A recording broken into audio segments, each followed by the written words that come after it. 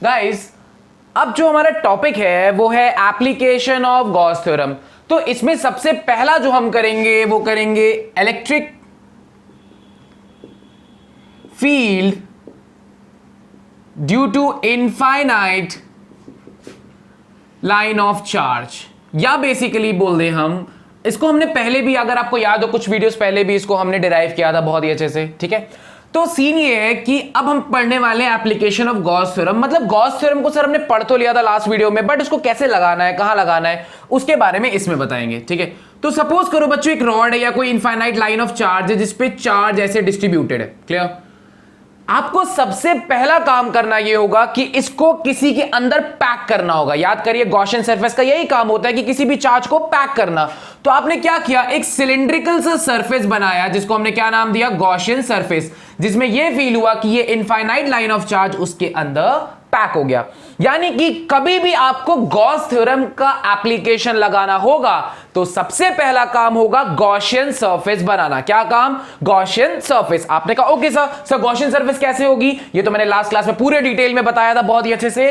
और आपको ये याद होना चाहिए कि गॉसियन सरफेस किसी भी बॉडी को पूरी तरह से क्लोज कर देती है, बट गॉसियन सरफेस बनाने की कुछ कंडीशंस थी कि भैया ऐसे बनाना कि फील्ड हमेशा उसमें से नॉर्मल रहे और मैग्नीट्यूड कांस्टेंट रहे। अब आप कहोगे सर हम इतना सोचेंगे कैसे, तो इतना नहीं सोचना। इनफाइनाइट लाइन ऑफ चार्ज के लिए सिलिंड्रिकल बनाना, एक पॉइंट चार्ज के लिए स्फेरिकल बनाना, एक स्फीयर टाइप बना देना आपको, ठीक है। तो चलिए अब हम इसमें प्रूफ निकालेंगे इलेक्ट्रिक फील्ड एट कोई स्पेसिफिक पॉइंट, ठीक है।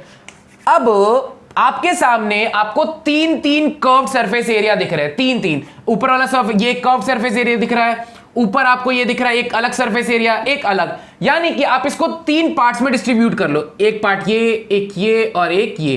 तीनों में से आप एलिमेंटल एरिया को कट करो। अगर मैं आपसे पूछूं बच्चों कि इलेक्ट्रिक फील्ड की डायरेक्शन किधर होगी, तो इलेक्ट्रिक फील्ड हमेशा इलेक्ट्रिक फील्ड क्या होता है, प्लस से दूर भागता है। जैसे नहीं, जैसे हम पढ़ाई से दूर भागते हैं, ए भागो रे, लाइक दैट। अगर जैसे मैंने पूछा कि यहां पर इलेक्ट्रिक फील्ड की डायरेक्शन प्लस से भागो रे बाबा, मतलब दूर भागेगा। यहां पर अवे, यहां पर अवे। मैं यहां पर पूछूं प्लस को देख के भागा, प्लस को देख के भागा, प्लस को देख के भागा। यानी इलेक्ट्रिक फील्ड की डायरेक्शन हमेशा प्लस को देख के, जैसे हम पढ़ाई को देख के भागते हैं, लाइक दैट ये प्लस को देख के भागेगा। यानी इलेक्ट्रिक फील्ड की डायरेक्शन डिस्क्राइब हो गई, आपने डिफाइन कर ली कि सर इस तरफ होगी, इस तरफ होगी, इस तरफ होगी, ठीक। तो आपने तीन सरफेस को आपने डिस्ट्रीब्यूट कर लिया, इसको तीन पार्ट में, एक ऊपर, एक ये और एक ये। तो अगर आपने यहां पर एक एलिमेंटल सरफेस एरिया काटा, सपोज करो ds, तो मैंने पूछा उसकी डायरेक्शन किधर होगी, तो आप बच्चों फील कर सकते हो कि इसकी जो डायरेक्शन होगी नॉर्मली आउटवर्ड्स, यानी कि ऊपर की तरफ। किधर की तरफ, ऊपर की तरफ। इधर अगर हमने मान लीजिए कोई, अगर हमने ds काट लिया, यहां पर अगर हमने ds काट लिया ऐसे, तो इसकी डायरेक्शन नॉर्मली आउटवर्ड्स, ऐसे था बच्चों, ऐसे नॉर्मली आउटवर्ड्स। अगर हमने इधर काटा ds, इधर काटा तो नॉर्मली आउटवर्ड्स, ये ऐसे है तो नॉर्मली आउटवर्ड्स किधर होगा, नीचे की तरफ, यानी ds नीचे की तरफ। तो यानी कि हमने इसको तीन पार्ट्स में ब्रेक कर लिया, एक ऊपर वाला सरफेस, एक ये, एक कर्व्ड वाला और एक नीचे वाला सरफेस, तीन पार्ट में। तो जो फ्लक्स आएगा हमारा इन तीनों सरफेस के अलग अलग की वजह से आएगा। तो जो टोटल फ्लक्स आएगा वो आएगा φ1 प्लस φ2 प्लस φ3। आपने कहा ओके सर। तो सबसे पहला काम हमने किया, एक गॉसियन सरफेस बनाया। आपने कहा ओके सर। अब बच्चों अच्छे जब क्वेश्चंस आएंगे ना एडवांस के, तो आपको ऐसे ही करना होगा एकदम सेम।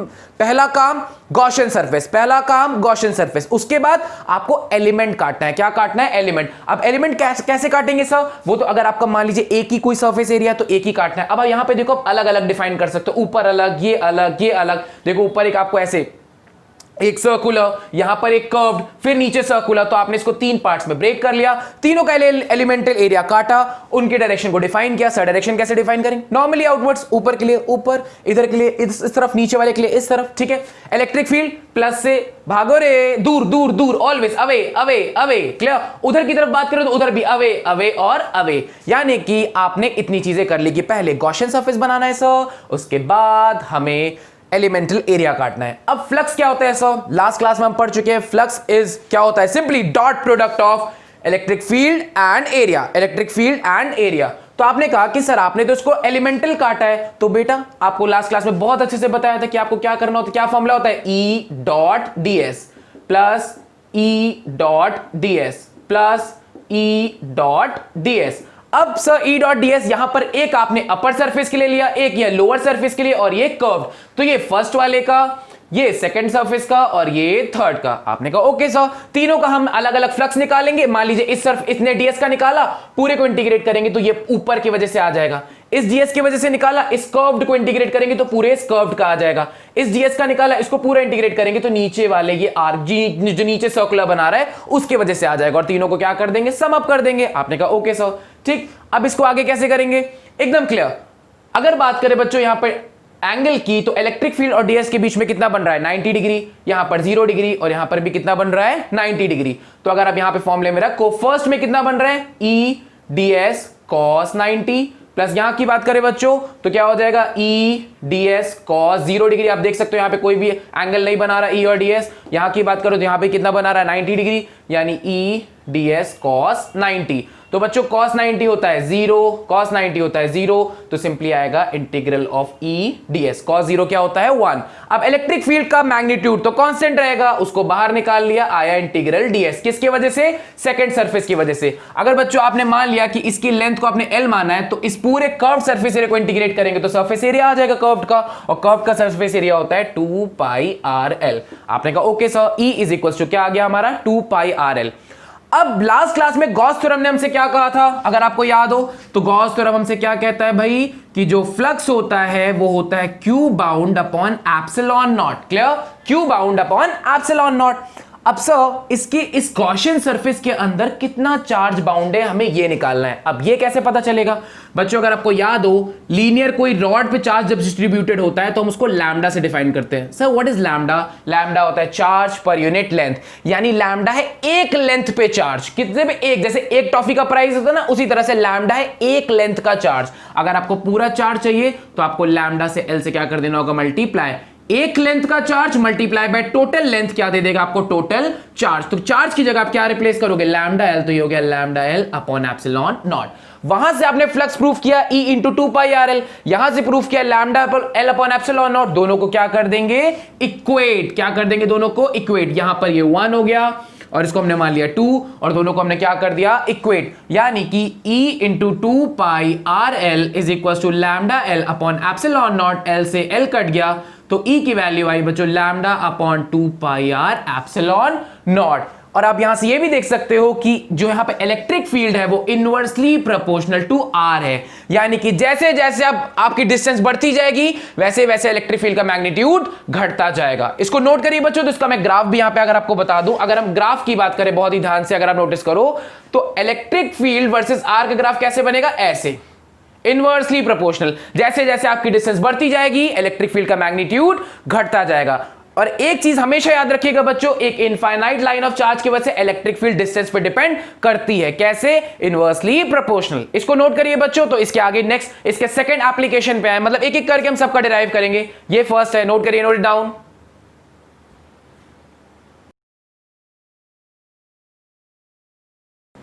हो गया बच्चों, इसको रब किया जाए। चलिए इसको रब करते हैं। अब आते हैं हमारे नेक्स्ट पॉइंट पे, जो हम इलेक्ट्रिक फील्ड निकालेंगे एक infinite plane sheet of charge की वजह से। Electric field due to infinite plane sheet of charge.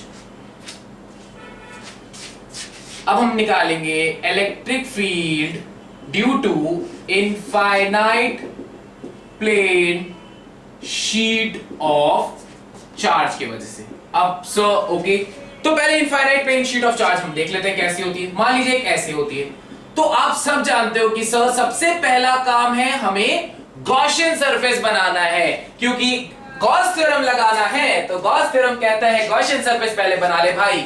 Gauss theorem लगाने से पहले गॉसियन सरफेस का बनाना जरूरी है। अब गॉसियन सरफेस कैसे बनेगा, एक ऐसा सरफेस जो पूरा इनक्लोज कर ले।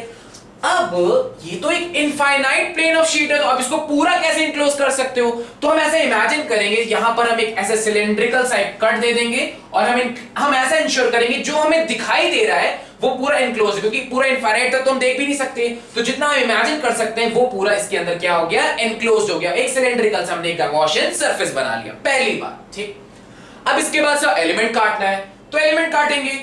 एक सरफेस हमने इसे डिस्क्राइब कर लिया, एक ये हो गया बच्चों, एक हमारा ये सेकंड हो गया और ये थर्ड। पिछले वाले की तरह इलेक्ट्रिक फील्ड की डायरेक्शन प्लस से दूर भागेंगे, प्लस से दूर भागेंगे, प्लस से दूर भागेंगे, कोई मिसकंसेप्शन नहीं रखिएगा कि इलेक्ट्रिक फील्ड की एक ही पर्टिकुलर स्पेस में एक ही तरफ डायरेक्शन होती है, ऐसा कुछ भी नहीं है। इधर से देखा प्लस दूर भागेंगे, इधर से देखा प्लस दूर भागेंगे, तो इलेक्ट्रिक फील्ड की डायरेक्शन इधर से अवे और इधर से अवे, दोनों तरफ से दूर भागेंगे। ए भागो रे, जहां पर भी चार्ज प्लस चार्ज को देखता है इलेक्ट्रिक फील्ड, पढ़ाई की तरह जैसे हम भागते हैं वैसे ये भागता है, ठीक। अब सब गॉसियन सरफेस हो गया। अब हमें काटा एलिमेंट, हमने एक यहां काटा, एक ये सरफेस पे, एक ये सरफेस पे, एक ये सरफेस पे। अब डीएस की डायरेक्शन की बात करें तो sir normally outwards, normally outwards, normally outwards, normally outwards, normally outwards, यानी इसकी तरफ, इधर की तरफ, ओके। तो फ्लक्स जो होगा सर, अगर हम इन एलिमेंट्स की वजह से निकाल ले और इनको इंटीग्रेट कर दे तो इसका भी आ जाएगा, कर्व्ड का भी आ जाएगा और इधर साइड का भी आ जाएगा। आई अगेन रिपीट, हमने ये एलिमेंट्स तीनों कर्व्ड सरफेस एरिया से काट लिया। अब अगर हम यहां पे फ्लक्स जो होगा सर, इन तीनों का सम अप होगा, flux 1 plus flux 2 plus flux 3। अब अगर हम सर इसका निकाल के इसको इंटीग्रेट कर दे तो इस सरफेस एरिया का आ जाएगा, फिर अगर इसका निकाल के इसको इंटीग्रेट कर दे तो इस सरफेस एरिया का आ जाएगा, सिमिलरली उस वाले का भी आ जाएगा अगर हम उस एलिमेंटल को क्या कर दे, इंटीग्रेट। तो जैसे हम लास्ट क्लास में डिस्कस किया था कि फ्लक्स जो होता है अपना वो होता है E dot ds plus E dot ds plus E dot ds। ये किसकी वजह से, ये फर्स्ट सरफेस की वजह से, ये सेकंड और ये थर्ड। डायरेक्शन की बात करें तो बच्चों यहां पर 0 डिग्री, यहां पर 90 डिग्री, वहां पर भी 0 डिग्री। तो फर्स्ट की वजह से अगर आप ध्यान दो तो हो जाएगा E ds cos 0 degree, plus second की वजह से E ds cos 90 degree, plus third की वजह से E ds cos 0 degree. cos 90 sir 0, ये क्या हो जाएगा सर, cos 0 1, cos 0 1, दोनों E ds ऐड हो जाएंगे, यानी twice of integral E ds। Electric field हमारी कांस्टेंट रहेगी क्योंकि लास्ट क्लास में हमने ये बता रखा है कि गॉसियन सरफेस को ऐसा बनाएंगे कि electric field always normal as well as magnitude क्या रहेगा, कांस्टेंट। तो 2E इंटीग्रल ds। अब बच्चों जिस तरह से एक लाइन चार्ज पे चार्ज कैसे डिस्ट्रीब्यूटेड होता है लैम्डा के टर्म्स में हम लेते हैं, इसमें कैसे लेंगे, sigma. So what is sigma? बेटा मान लो इसका एरिया A है और इस पूरे पे चार्ज Q डिस्ट्रीब्यूटेड है। हमको एक एरिया का जो चार्ज होता है ना, एक यूनिट एरिया का चार्ज, उसको सिग्मा से डिनोट करते हैं। ये मैं पहले भी वीडियोस में बता चुका हूं। सिग्मा क्या है सर, एक एरिया का चार्ज। तो इससे फायदा क्या होगा, एक यूनिट का आने की वजह से हेल्प ये मिलती है कि जितने का भी चाहिए उससे क्या कर देते हैं, मल्टीप्लाई। तो यहां पर अगर हम देखो तो हमने इसके सरफेस एरिया को A माना था, तो यहां पे इंटीग्रल ds करेंगे तो पूरा सरफेस एरिया अपना क्या आ जाएगा, A, यानी 2EA। ये आई फ्लक्स की वैल्यू, ठीक। अब गॉस थ्योरम ने हमसे क्या कहा था कि सब फ्लक्स जो होता है वो होता है Q bound upon epsilon not. अब कितना बाउंडेड चार्ज है, अब एक चार्ज पर यूनिट एरिया वो है सिग्मा, तो टोटल चार्ज कितना होगा बच्चों, sigma into A। I again repeat बच्चों, चार्ज पर यूनिट एरिया है सिग्मा, यानी एक एरिया में कितना चार्ज है वो सिग्मा है। तो ए एरिया में कितना चार्ज होगा, सिंपली क्या कर देंगे, मल्टीप्लाई। वंस अगेन एक एरिया पे चार्ज सिग्मा है तो जितने पे भी चाहिए उससे क्या कर देंगे, मल्टीप्लाई। डायरेक्टली भी देख सकते हो, sigma is equal to charge upon unit area पर एरिया, तो चार्ज हो जाएगा सिग्मा इनटू, यहां रिप्लेस किया, sigma A upon epsilon naught. Clear, ठीक। तो अब हम इसको और इसको इक्वेट कर देंगे अगर, क्योंकि ये भी हमारा फ्लक्स है, तो यहां से जो आपका 2EA इज इक्वल टू क्या आ जाएगा, sigma A upon epsilon not. A से A कट गया तो इलेक्ट्रिक फील्ड की वैल्यू होगी sigma upon 2 epsilon naught. Clear, कितनी वैल्यू होगी, सिग्मा अपॉन 2 एप्सिलॉन नॉट। अब बच्चों अगर आप वेक्टर क्वांटिटी में इसको रिप्रेजेंट करना चाहते हो कभी भी, तो आप बस सिंपली यहां पर सिग्मा अपॉन 2 एप्सिलॉन नॉट लगा दोगे r cap. So what is r cap, जहां पर भी इलेक्ट्रिक फील्ड की डायरेक्शन है आपने उसके अलोंग उसकी डायरेक्शन को डिफाइन कर दिया, जो भी डायरेक्शन होगी हमें पता तो है नहीं। अच्छा सबसे खास बात बच्चों यहां देखो, यहां पर कहीं पर भी डिस्टेंस नहीं आई, क्या नहीं आई, डिस्टेंस, यानी इनफाइनाइट प्लेन ऑफ शीट पे जो इलेक्ट्रिक फील्ड कहीं पर भी निकालोगे वो इंडिपेंडेंट ऑफ डिस्टेंस होती है। क्या स्टार पॉइंट है बच्चों, क्या कि electric field due to infinite plane sheet की वजह से जो इलेक्ट्रिक फील्ड आती है वो डिस्टेंस पर डिपेंड नहीं करती, it is independent of R. अच्छा आपने कहा सर इंडिपेंडेंट ऑफ आर, तो मतलब अभी तो हम लोग ये समझते थे कि चार्ज ये रखा है, हम जैसे जैसे दूर जाएंगे, हम चार्ज से दूर जा रहे हैं तो इलेक्ट्रिक फील्ड घट रही है, तो यहां पे ऐसा क्यों नहीं हुआ, इसका रीजन समझिए। आई अगेन रिपीट, जैसे मान लीजिए एक इनफाइनाइट, अभी यहाँ पे लॉन्ग चार्ज था, ऐसा इनफाइनाइट ऐसे लेंथ पे चार्ज डिस्ट्रीब्यूटेड था, हम जैसे जैसे दूर जा रहे थे इलेक्ट्रिक फील्ड घट रही थी, ये पिछले डेरिवेशन में हमने किया था।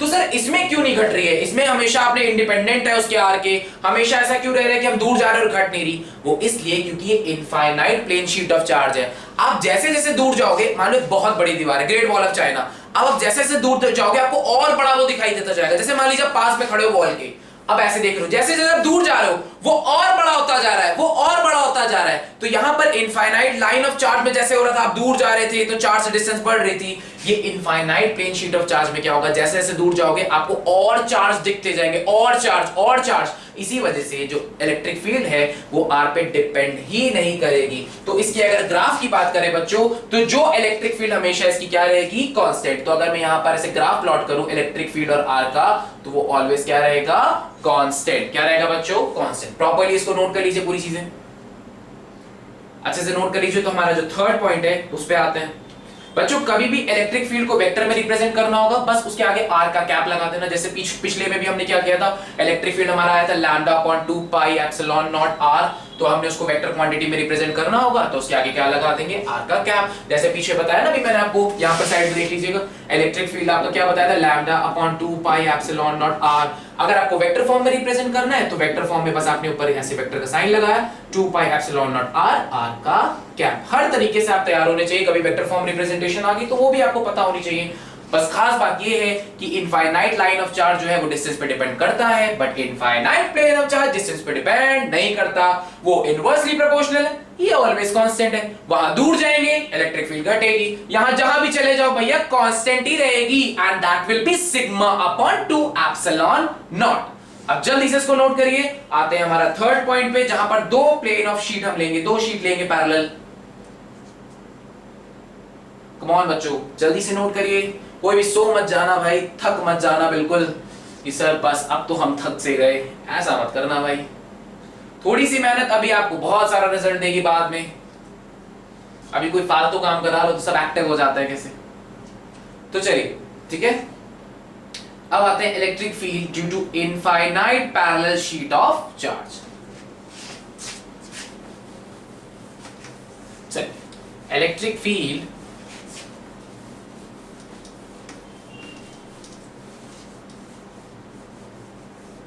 अब आते हैं अपने थर्ड पॉइंट पे हम लोग, electric field due to in parallel infinite plane sheet of charge, plane sheet of charge. Suppose करो बच्चों हमारे पास अब दो शीट्स आ गई, कितनी शीट्स आ गई, दो। बहुत ही, चलिए इसको थोड़ा सा बीच में बनाते हैं क्योंकि रीजन्स आएंगे तो थोड़ा डिस्क्राइब करना होगा। मान लीजिए हमारे पास दो ऐसे इनफाइनाइट शीट्स आ गई, मैंने इसको थोड़ा छोटा बनाया क्योंकि अभी आपको समझ में आएगा। दो infinite parallel sheets of charge, ठीक है, आमने सामने। मैंने इसको छोटा जरूर बनाया क्योंकि थोड़ा सा स्पेस हमारे पास ज्यादा बचेगी, इसलिए आप फील कर सकते हो। हमें इलेक्ट्रिक फील्ड तीन रीजन में इसको डिस्ट्रीब्यूट कर लेते हैं, एक इधर वाला रीजन, एक ये सेकंड वाला रीजन और एक ये थर्ड वाला रीजन। इसीलिए मैंने इसको थोड़ा सा छोटा बनाया ताकि हम इसको तीन केस में आराम से डिस्टिंग्विश कर सकें, यानी कि first region, second region and third region. अब अगर मैं बोलूं कि यहां पर इस पर्टिकुलर यहां पर कहीं इलेक्ट्रिक फील्ड क्या होगी, तो प्लस इस वाली शीट को देख के ए भागो रे बाबा, सीधा भागेगा इधर की तरफ, इलेक्ट्रिक फील्ड की डायरेक्शन इस तरफ। इस प्लस को भी देख के इधर ही भागेगा। मान लीजिए इसमें हमने चार्ज डिस्ट्रीब्यूशन है उसको सिग्मा 1 से डिनोट किया, इसको डिनोट किया सिग्मा 2 से, तो इसकी वजह से इलेक्ट्रिक फील्ड को E1 मान लिया और उसकी वजह से भी इसी तरफ आएगी, उसको क्या मान लिया, E2। अब बच्चों इलेक्ट्रिक फील्ड सुपरपोजिशन प्रिंसिपल को तो फॉलो करती है, तो यानी कि जो आपका E नेट आएगा रीजन 1 में, रीजन 1 में वो क्या आएगा sir, E1 vector plus E2 vector. अब सवाल इस बात का ये है कि अगर हम सेकंड पे डिफाइन करें तो इस प्लस की वजह से उस तरफ अवे, इस प्लस इसकी वजह से इस तरफ, तो इसकी वजह से E1, इसकी वजह से इस तरफ, ये शीट की वजह से और इसकी वजह से इस तरफ। और थर्ड रीजन पे बात करें, इस प्लस की वजह से भी अवे, इस प्लस की वजह से भी अवे, दोनों की वजह से अवे, E1 इस तरफ, E2 इस तरफ। अब बच्चों ये एक वेक्टर क्वांटिटी है तो इसकी डायरेक्शन को डिस्क्रिमिनेट करना आना चाहिए। तो हम एक काम करते हैं, जो भी इलेक्ट्रिक फील्ड उस तरफ फेस कर रही है यानी कि राइट साइड में, उसको हम पॉजिटिव आर कैप मानेंगे उसकी डायरेक्शन को, और जो इस तरफ फेस कर रही है उसको नेगेटिव आर कैप। इससे आपको कोई भी कंफ्यूजन नहीं होगी। आई अगेन रिपीट, जो भी इलेक्ट्रिक फील्ड राइट साइड जा रही है उसको हम पॉजिटिव आर कैप से उसकी यूनिट डायरेक्शन को डिफाइन करेंगे, और जो इस तरफ आ रही है उसको नेगेटिव आर कैप से। तो इलेक्ट्रिक फील्ड का फॉर्मूला तो बहुत ही क्लियर है सर, इसकी वजह से सिग्मा 1 अपॉन 2 एप्सिलॉन नॉट इसकी वजह से सिग्मा 2/2 एप्सिलॉन नॉट। दोनों इस तरफ आ रहा है, तो मैंने क्या बताया, इस तरफ की डायरेक्शन को हम किससे डिनोट करेंगे, माइनस आर कैप प्लस, इसको कैसे डिनोट करेंगे, माइनस आर कैप। तो बच्चों यहां कॉमन लेंगे, minus R cap upon 2 epsilon naught, आएगा सिग्मा 1 प्लस सिग्मा 2। ये आई इसके इलेक्ट्रिक फील्ड की रिप्रेजेंटेशन इन वेक्टर फॉर्म। अगर आप वेक्टर फॉर्म में नहीं करना चाहते तो सिंपली आप इसको ऐसा लिख सकते हो, बेसिकली अगर इस तरफ को आप नेगेटिव, मतलब कि अगर सिर्फ वैल्यू की बात करोगे, सिर्फ वैल्यू की, तो वो आपकी यहां पे आपका आ जाएगा sigma 1 plus sigma 2 upon 2 epsilon naught towards left, towards left. इस तरह से भी आप इसको लिख सकते हो। बुक्स में अगर आप ऐसे भी लिखा हो तो ये भी करेक्ट है, ये भी करेक्ट है, ये वेक्टर रिप्रेजेंटेशन है, ये आपने विदाउट इसके डायरेक्शन को डिफाइन किए लिख दिया, बस ये बता दें कि टुवर्ड्स लेफ्ट, इस तरफ, ठीक है। अब आते हैं रीजन सेकंड में। रीजन सेकंड में अब ई नेट जो होगा sir, E net sir even बड़ा कि E2, हम सपोज कर लेते हैं बच्चों की sigma 1 is greater than sigma 2, नहीं तो फिर आप कंफ्यूजन हो जाएगी किसको किससे माइनस करें, तो इसका सिग्मा 1 बड़ा, तो हमने इमेजिन कर लिया कि E1 is E1 minus E2, क्योंकि E1 बड़ा है, E1 माइनस E2 नहीं लिखेंगे, E1 प्लस E2, क्योंकि डायरेक्शन हम अब बाद में डिफाइन करेंगे। आप पहले प्लस ही लिखोगे, ये नहीं कि सर E1 उधर जा रहा है E2 तो माइनस कर दे, ना ना, हमने डायरेक्शन को डिफाइन किया, हम बाद में अपने आप वो माइनस हो जाएगा। कैसे सर, E1 राइट साइड तो sigma 1 upon 2 epsilon naught, right side की direction r cap, E2 sigma 2 upon 2 epsilon naught, इसकी डायरेक्शन लेफ्ट साइड, उसको क्या बोला, माइनस आर कैप। तो यहां से हो जाएगा बच्चों, आप R cap upon 2 epsilon naught common लोगे, आएगा सिग्मा 1 माइनस सिग्मा 2। अगर आप इसको विदाउट वेक्टर रिप्रेजेंट करना चाहते हो तो ये हो जाएगा simply E is equal to sigma 1 minus sigma 2 upon 2 epsilon naught. आपने सिग्मा 1 को बढ़ा लिया है टुवर्ड्स, तो E1 आपका बढ़ा है तो towards right side, towards right ऐसे लिख देंगे तो ज्यादा बेटर है, क्लियर, ठीक, टुवर्ड्स राइट। अब बच्चों नेक्स्ट जो हमारा है, नेक्स्ट वो है थर्ड रीजन, दोनों की डायरेक्शन इस तरफ, तो जो हमारा E नेट आएगा वो क्या आएगा, E1 plus E2, clear. E1 की बात करें तो सिग्मा 1 अपॉन 2 एप्सिलॉन नॉट इस तरफ, तो R cap plus R cap. E2 की बात करें सिग्मा 2 अपॉन 2 एप्सिलॉन नॉट, ये भी प्लस, तो प्लस आर कैप, यानी कि R cap upon 2 epsilon naught common लिया, आया sigma 1 plus sigma 2। Without vector representation आप इसको आंसर देना चाहते हो तो sigma 1 plus sigma 2 upon 2 epsilon naught towards right, क्या हो जाएगा बच्चों, टुवर्ड्स राइट। अब यहां से आप डिफरेंट केस को, अगर आपका सिग्मा 1 सिग्मा 2 बराबर है क्या, इफ अगर आप यहां से केस ले लो अलग अलग, अगर आप यहां से केस ले लिया कि if sigma 1 is equal to sigma 2, तो सेंटर पे इलेक्ट्रिक फील्ड अगर आप सिग्मा 1 सिग्मा 2 बराबर हो जाएंगे तो क्या हो जाएगी, 0। यहां पर आपने रखा तो क्या हो जाएगा, 2 सिग्मा अपॉन 2 एप्सिलॉन नॉट, ये 2 कट गया तो सिग्मा अपॉन एप्सिलॉन नॉट। यहां की बात करें तो बच्चों यहां पे दोनों सेम हो गया, तो 2 सिग्मा अपॉन 2 एप्सिलॉन नॉट, 2 से 2 कट गया तो क्या आएगा, सिग्मा अपॉन एप्सिलॉन नॉट। तो बच्चों वेक्टर रिप्रेजेंटेशन से डायरेक्ट रिप्रेजेंटेशन सब आनी चाहिए। आप सिंपली इलेक्ट्रिक फील्ड का फॉर्मूला पता है, so we know the formula, sigma upon 2 epsilon naught. एक शीट की वजह से, एक इनफाइनाइट प्लेन शीट की वजह से sigma upon 2 epsilon not. Direction आपने डिफाइन कर ली, सर राइट साइड होगा तो आर कैप, लेफ्ट साइड होगा तो माइनस आर कैप। हमेशा आपको क्या लिखना है, E1 plus E2, E1 plus E2, E1 plus E2। अब अगर आप पहले से सोचते हो सर हम तो ऐसे समझते थे कि E1 इधर E2 इधर माइनस कर दे, वैसे भी कर सकते हो, फिर आपको यहाँ पे माइनस आर कैप और आर कैप को इस तरह से नहीं लेना होगा, वो आपको एक अपना सेटअप एक फिक्स बना लेना है कि इसी तरीके से मुझे करना है, आपको इसी छोटी छोटी चीजों में फंसे नहीं रहना है। इसको नोट करिए बच्चों। अब इसके बाद बढ़ते हैं स्फेरिकल डिस्ट्रीब्यूशन की तरफ।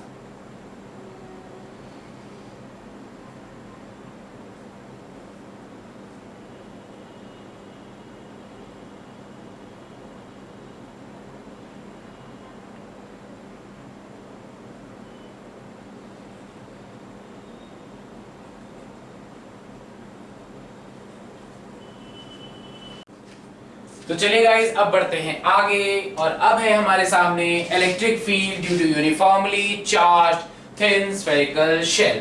यानी एक स्फेरिकल शेल है जिसपे पूरा चार्ज उसके सरफेस पे ऐसे डिस्ट्रीब्यूटेड है, यानी कि Q। आपको बताना है इलेक्ट्रिक फील्ड, गौर से देखिएगा, आपको 3 जगह पर इसके इलेक्ट्रिक फील्ड को डिफाइन करना है।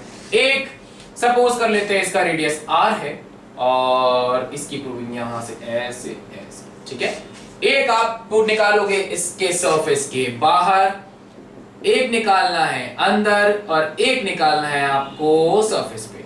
तो सबसे पहले अगर आपको r डिस्टेंस दूरी इस पर्टिकुलर पॉइंट P पर इलेक्ट्रिक फील्ड निकालने हैं तो बच्चा और उनका भी बच्चा ये जानता है कि सबसे पहले बनाना पड़ेगा गॉसियन सरफेस।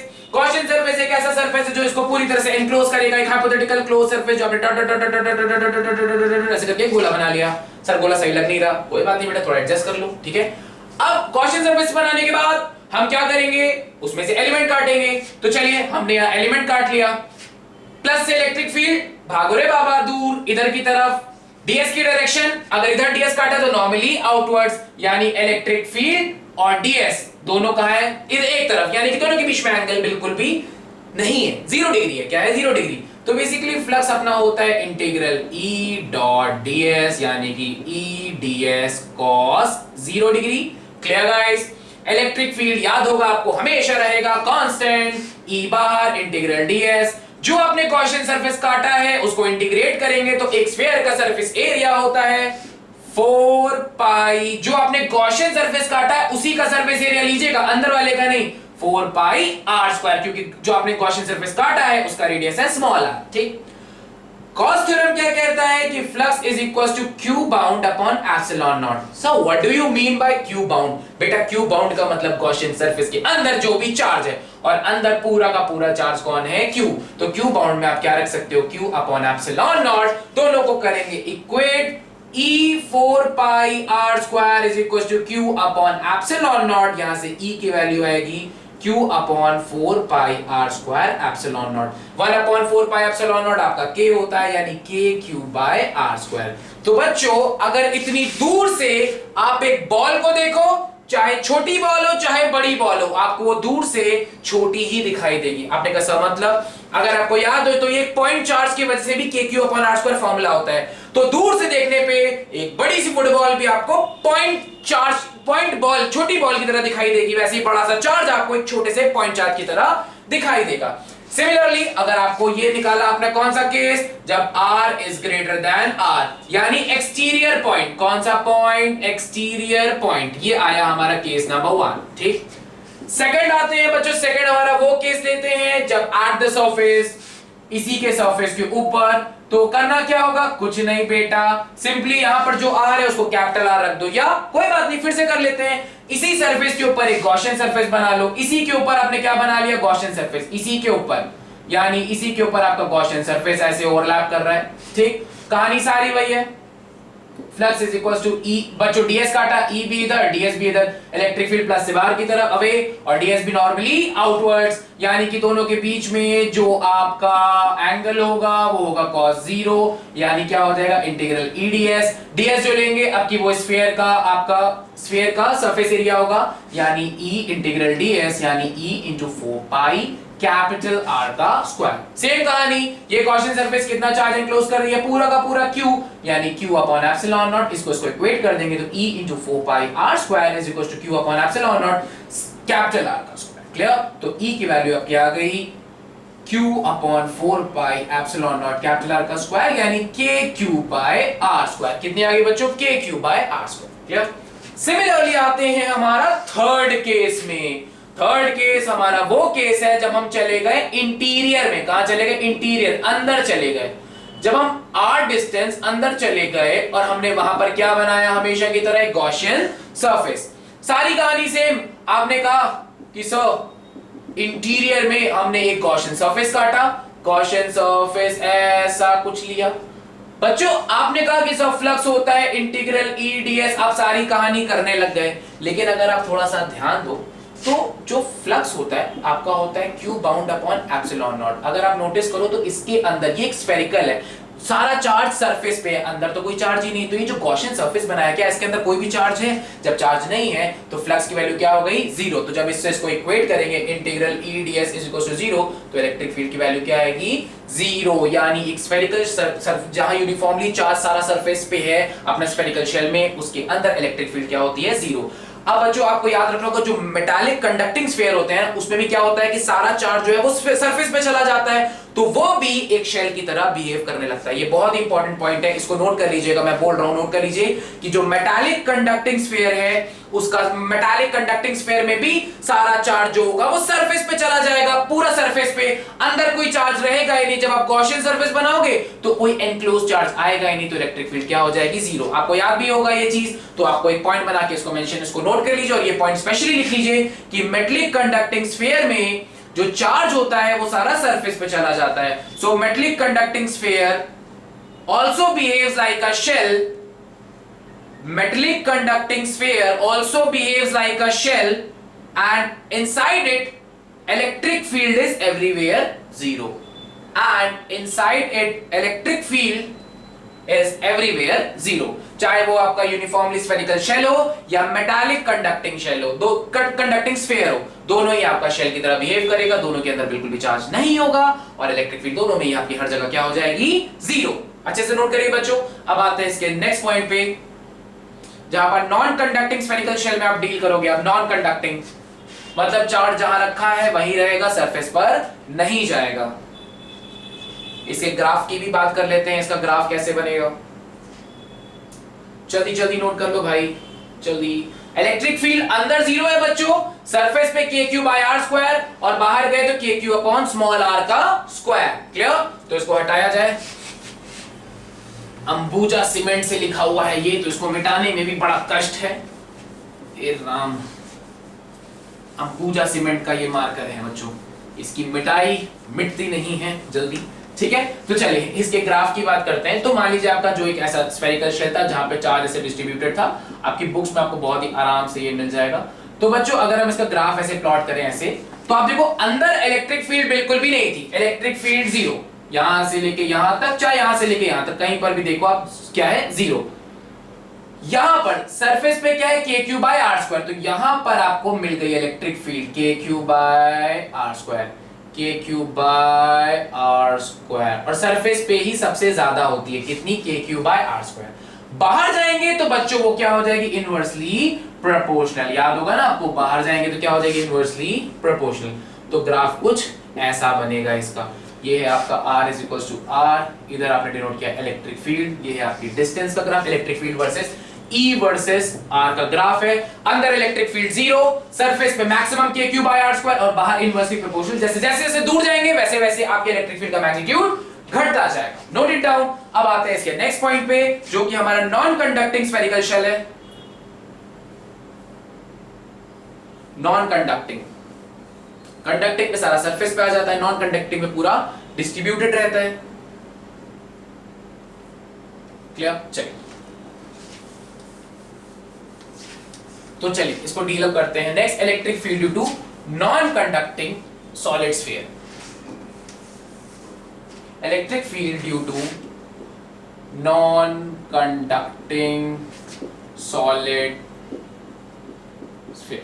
ठीक है, तो अब नॉन कंडक्टिंग सॉलिड स्फीयर है भाई, तो हमने ऐसे बना लिया, ऐसे चार्ज पूरा ऐसे डिस्ट्रीब्यूट कर दिया। नॉन कंडक्टिंग का मतलब है पूरा जहां पड़ा है वैसे का वैसे ही रहेगा, एज इट इज। तो अब हम इसमें हमेशा की तरह अपने 3 केस बनाएंगे, जहां पर हमको इलेक्ट्रिक फील्ड एक बार कहां पे निकालनी है, एक्सटीरियर पे। पहला पॉइंट जहां पर एक्सटीरियर, आउटसाइड निकालना है, इसके रेडियस को हमने R डिस्क्राइब कर लिया। तो सर एक स्फेरिकल शेल है जो नॉन कंडक्टिंग है, सॉलिड स्फीयर, नॉट स्फेरिकल। एक मिनट बच्चों, थोड़ा सा, ठीक है, रुक जाइए ऐसे, हाँ ठीक है। तो ये R रेडियस है। मान लीजिए आपने स्मॉल r डिस्टेंस दूरी पर आपने सबसे पहले एक गॉसियन सरफेस बनाना है। क्या बनाना है? Gaussian surface. ठीक है, आपने गॉसियन सरफेस बनाया, सबसे पहला काम। फिर क्या लेंगे? एलिमेंट लेंगे। एलिमेंट लिया, electric field away, ds away, हाँ है ना, नॉर्मली आउटवर्ड्स, जहां पर भी काटोगे नॉर्मली आउटवर्ड्स। तो so flux is equal to E dot ds, यानी E ds दोनों के बीच में एंगल 0, यानी E इलेक्ट्रिक फील्ड कांस्टेंट बाहर, इंटीग्रल ds, और आपने जो r रेडियस लिया तो इसका पूरा सरफेस एरिया हो जाएगा E × 4πr²। इतना क्लियर? अब बात करें चार्ज कितना, फ्लक्स, ये भी गॉस थ्योरम क्या कहता है, flux is equal to q bound upon epsilon naught. Charge कितना बाउंड कर रहा है? पूरा का पूरा q, तो q अपॉन एप्सिलॉन नॉट। तो दोनों को आपने इक्वेट किया तो E × 4πr² is equal to q upon epsilon naught. तो अगर आप नोटिस करो तो इलेक्ट्रिक फील्ड अभी भी आपकी सेम आ रही है, क्या, KQ/R²।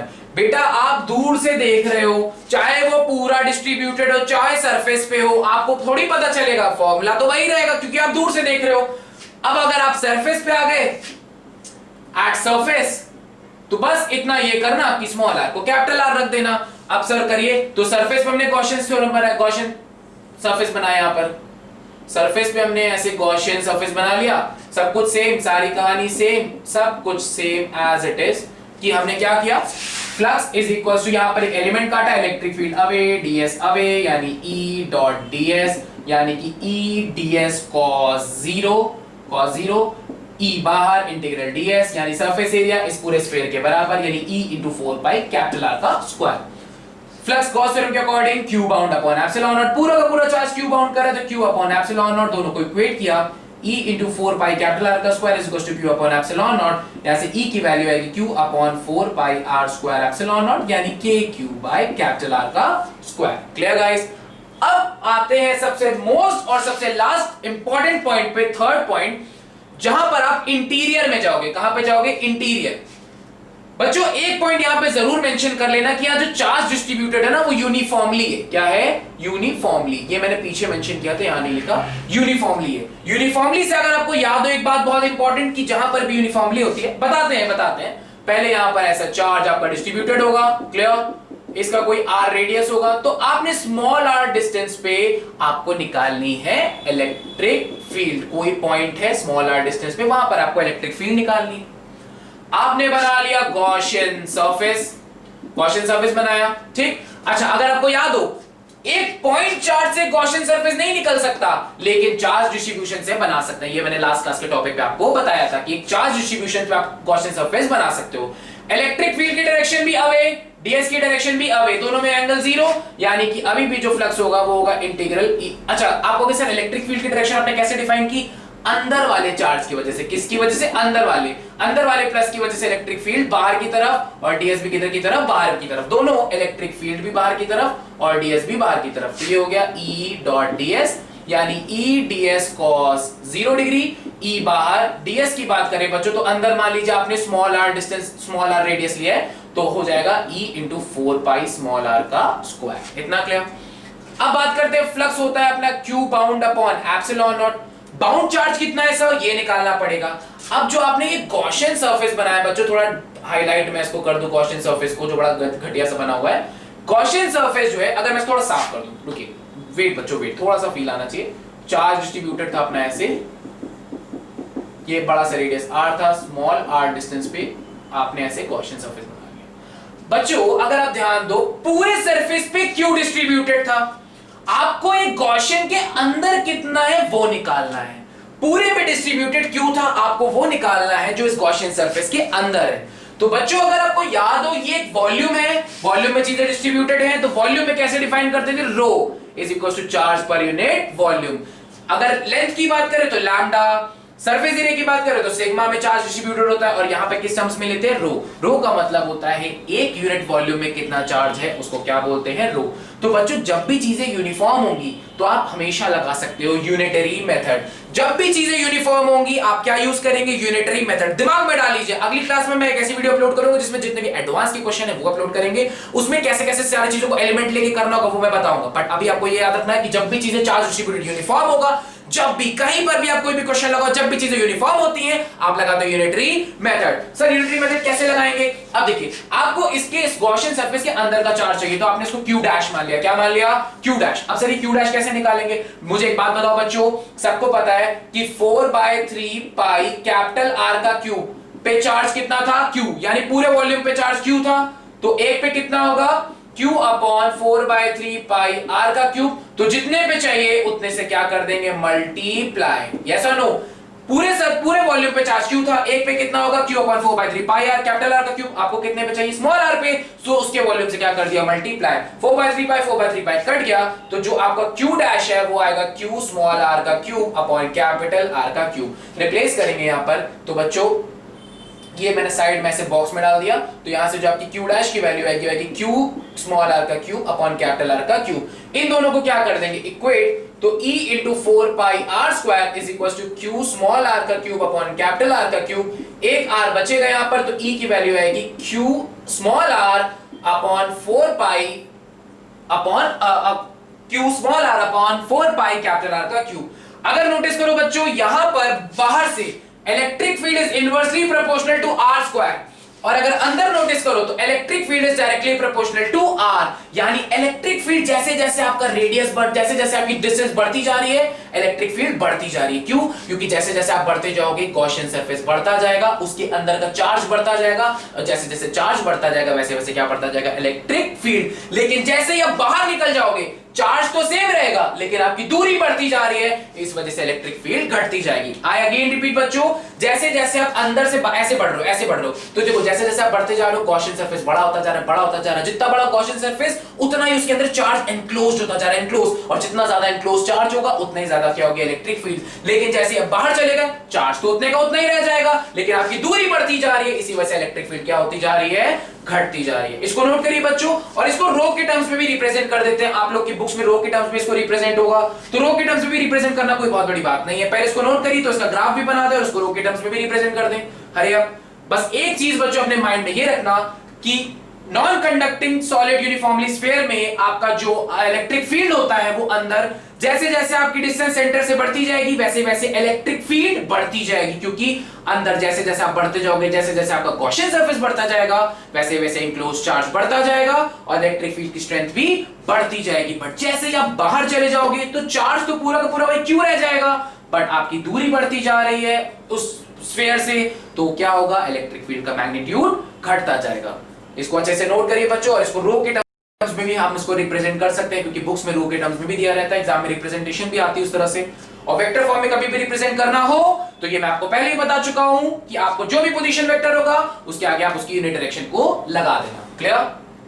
हरे बच्चों नोट करिए, अच्छे से प्रॉपर्ली नोट करिएगा सारी चीजों को। मैंने इसलिए एक साथ लिख दिया ताकि जो है आपको सारी चीजें अच्छे से दिखाई दे। ओके, एक सामने व्यू ले लो पूरा कि यहां पर क्या सीन है, inversely proportional to R square. यहां पर क्या सीन है, इलेक्ट्रिक फील्ड सरफेस पे k3 बाय r स्क्वायर। यहां पर क्या सीन है, electric field is directly proportional to r। Clear? तो चलिए बच्चों इस साइड को रब करते हैं, इसको रब करते हैं। अंबुजा सीमेंट का मार्कर जो मिटाने पर भी ना मिटे, इसको चाहिए तो 00110 नंबर पे कांटेक्ट करें। ओके, अब देखिए तो बच्चों यहां पर हमारा जो हम इसको रो के टर्म्स में भी रिप्रेजेंट कर सकते हैं। तो 4/3 पाई आर क्यूब पे चार्ज क्यू था, तो एक पर कितना होगा? q अपॉन 4/3 पाई आर का क्यूब। तो जितने भी चाहिए उससे क्या कर दिया था हमने? मल्टीप्लाई। तो जो q डैश था वो क्या था? q अपॉन 4/3 पाई आर का cube into 4/3 pi small r का cube. Charge per unit volume को बच्चों रो भी लिख सकते हैं, तो हम इसको क्या लिखेंगे? रो इंटू 4/3 पाई आर का क्यूब। तो बस चेंज इतना सा है कि q डैश में आपको उठा के ये रखना है, तो जो फ्लक्स हो जाएगा वो हो जाएगा q dash bound upon epsilon naught, यानी रो 4/3 पाई आर का क्यूब अपॉन एप्सिलॉन नॉट। इसको और इसको क्या करेंगे? इक्वेट। तो e4 pi r square is equal to rho 4 pi r का cube upon 3 epsilon naught. 4 pi से 4 पाई कटा, एक r बचेगा, तो E की वैल्यू है रो r अपॉन 3 एप्सिलॉन नॉट। तो इस तरह से भी बुक्स में रिप्रेजेंटेड होगा। इलेक्ट्रिक फील्ड रहेगी डायरेक्टली प्रोपोर्शनल टू r ही, यानी कि जब आप एक नॉन कंडक्टिंग सॉलिड स्फीयर से आप धीरे धीरे आगे बढ़ोगे अंदर से बाहर की तरफ, सेंटर से सरफेस सर्कमफेरेंस सरफेस की तरफ, तो electric field directly proportional to r, यानी इलेक्ट्रिक फील्ड बढ़ती जाएगी बढ़ती जाएगी बढ़ती जाएगी, क्योंकि गॉसियन सरफेस बढ़ता जा रहा है बढ़ता जा रहा है बढ़ता जा रहा है, अंदर चार्ज इनक्लोज बढ़ता जा रहा है, तो इलेक्ट्रिक फील्ड बढ़ती जा रही है। लेकिन जैसे ये बाहर चले गए तो चार्ज तो उतना ही रह गया, लेकिन आपकी दूरी बढ़ती जा रही है उस स्फीयर से, तो बेसिकली इलेक्ट्रिक फील्ड का मैग्नीट्यूड घटना लाजमी है। तो बच्चों अब इसकी बात करते हैं ग्राफ की। ग्राफ कैसे बनेगा? तो जैसे हमने पिछला ग्राफ बनाया था, पिछला ग्राफ हमारा जो था, पिछला ग्राफ हमारा ऐसा था, हमने एक यहां पर ऐसे नॉन कंडक्टिंग ऐसे ये बना लिया सॉलिड स्फीयर ऐसे, ठीक है। इलेक्ट्रिक फील्ड वर्सेस डिस्टेंस का ग्राफ आपको बनाना है, तो अंदर बच्चों डायरेक्टली प्रोपोर्शनल, क्या डायरेक्टली, फिर यहां पर k3 बाय r स्क्वायर, अंदर अगर आप ध्यान दो तो अंदर जो होगा वो क्या होगा? Directly proportional graph. कैसा ग्राफ? डायरेक्टली, एकदम सेम पैटर्न में रहेगा बच्चों, थोड़ा सा ठीक ऐसा। फिर उसके बाद बाहर कैसा हो जाएगा? Inversely proportional to r square. यहां पर E is directly proportional to R, E is directly proportional to R। बाहर की बात करें E is inversely proportional to R का स्क्वायर। क्लियर बच्चों, याद रखिएगा इस ग्राफ को भी, ये सारी चीजों को, और जो नेक्स्ट वीडियो आएगी उसमें हम उस पर डील करेंगे जहां पर यूनिफॉर्म ये नहीं होगा। जब नॉन यूनिफॉर्म होगा तब आपको याद होगा कि एलिमेंट काटना जरूरी है। अभी तक हमने कोई भी एलिमेंट नहीं काटा क्योंकि पहले तो आपका सरफेस पे था, उसके बाद यूनिफॉर्मली डिस्ट्रीब्यूट हो गया तो हमने यूनिफॉर्म से यूनिटरी मेथड लगा लिया। लेकिन जब आपका ये नॉन यूनिफॉर्म होगा तो एलिमेंट को काटना पड़ेगा। तो नेक्स्ट वीडियो पे हम ऐसे क्वेश्चंस लेके आएंगे जहां पर वो नॉन यूनिफॉर्म होगा और उसी से ज्यादातर आते हैं। तो बहुत सारे क्वेश्चन नेक्स्ट क्लास में लगवाएंगे, अच्छे से इसको रिवाइज कर लीजिएगा, सारे टॉपिक्स को अच्छे से कवर अप कर लीजिएगा, और अगर बेस मजबूत हो जाएगा तो आगे क्वेश्चन लगाने में कोई भी दिक्कत नहीं होगी। एक प्लेटफॉर्म बना लीजिएगा बच्चों, तो रिवाइज कर लीजिएगा। Thank you so much for watching. Okay.